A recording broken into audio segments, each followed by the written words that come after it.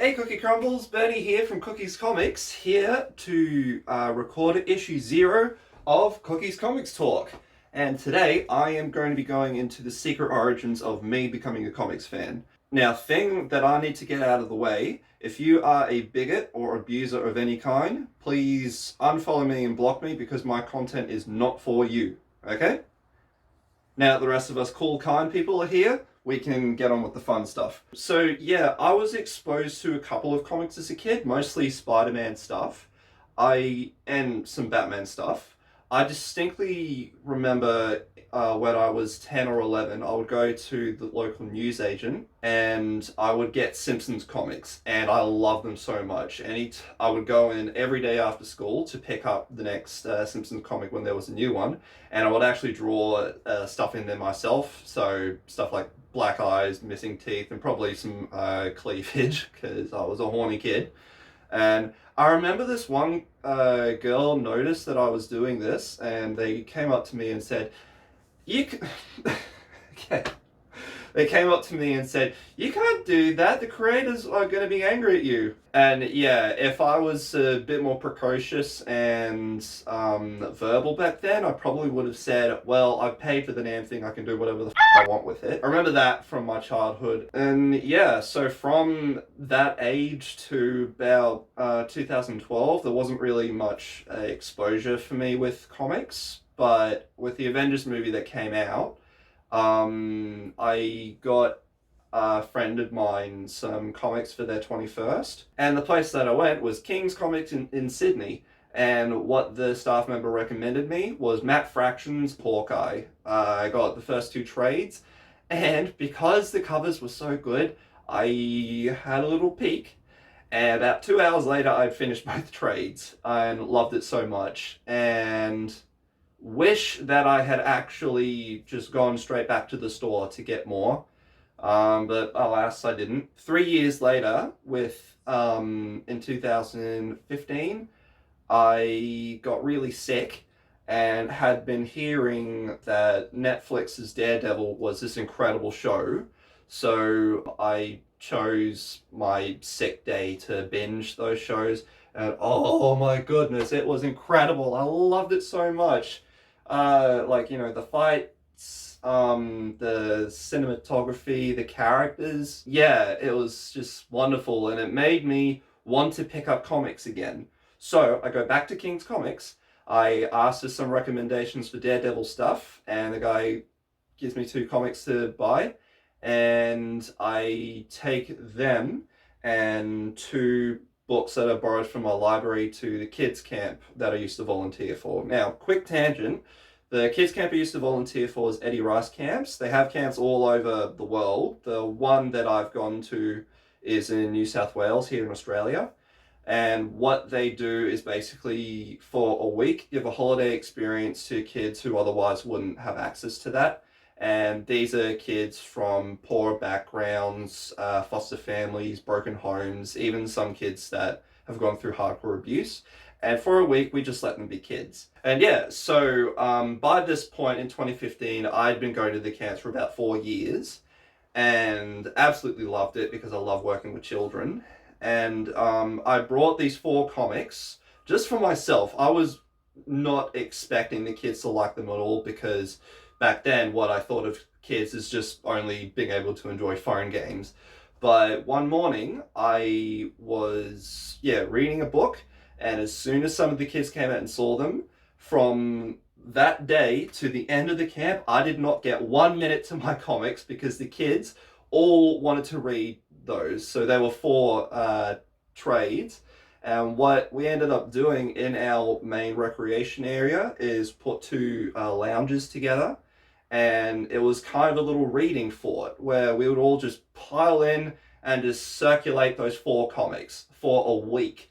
And I was just amazed at the enthusiasm the kids had for these. Like that, I did not have to do anything at all. All I had done is just provided the material, and they ate it up. And like one particular thing that stood out for me was one time during free time, this little girl who would have been maybe 9 was reading this Batman comic. I'm pretty sure it was for Arkham City.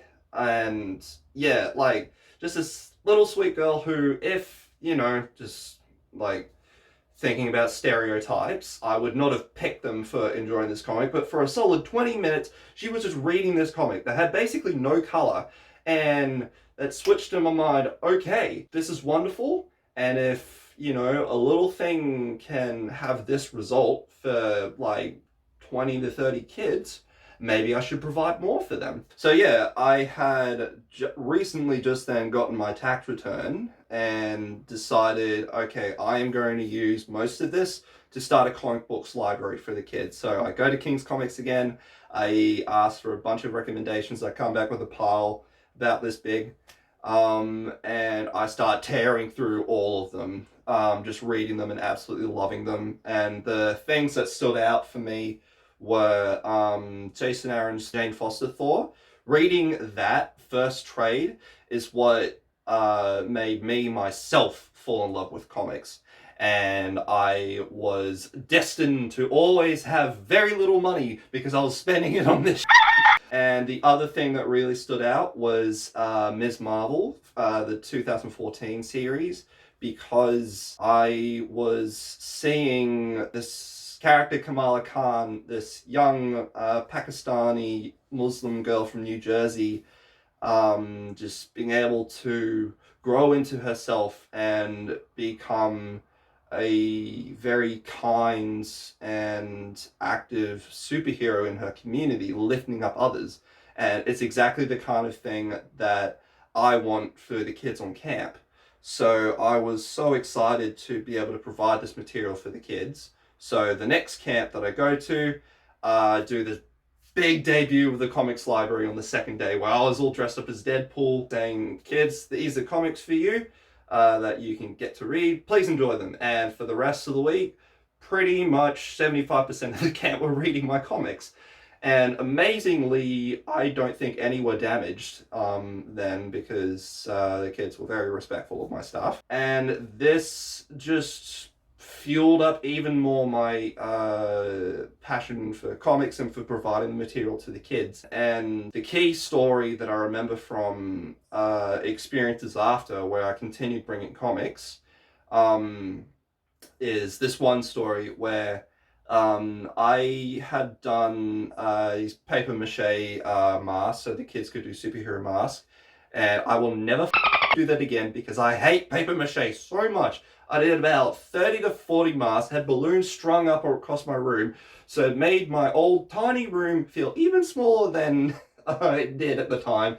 And the mark on my hands, I hated it so much, but it was for the children and I'll suffer anything to give them a laugh. Yeah, and what I also did is I did a bunch of these kind of collage posters, about 30, each one on an individual character, so that kids could have a look and tell the leader, hey, I want to have Captain America, I want Captain Marvel, that shit. Yeah, they all sound like Mickey Mouse. And anyway, I was chilling with the kids while they were reading comics, and a bunch of them were like, yeah, just looking at the posters. And one of the kids, this little girl, was pointing them and identifying every single character. So like, you know, the easy ones, Superman, Spider-Man, all that. So I point at Miss Marvel Kamala Khan, just, you know, not expecting them to say anything, and they say, yeah, that's Miss Marvel Kamala Khan. And I'm like, oh, what? Because this kid was like about 10 or 11, and Kamala, at the time, she was still a pretty small character, and like, that is going to change with Marvel's Avengers game. I can't wait for that. And I was really taken aback by this little girl knowing this, you know, small character. So I asked, oh, how come you know them? And the girl said, oh, I read them on the last camp and I love them because they're Muslim like me. And yeah, like inside I'm suddenly like bawling and crying because it's like, oh my goodness, this is wonderful. Like, you know, I was able to give you this character that you could see yourself in and validated you through this comic series. And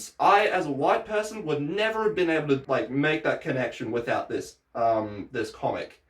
And yeah, then for the rest of the week, we were pretty much nerdy soulmates, where she would just keep surprising me with her like level of intelligence. And like, I'm not saying all kids are dumb, but like, you know, she's was a lot smarter than a lot of adults that I've been around.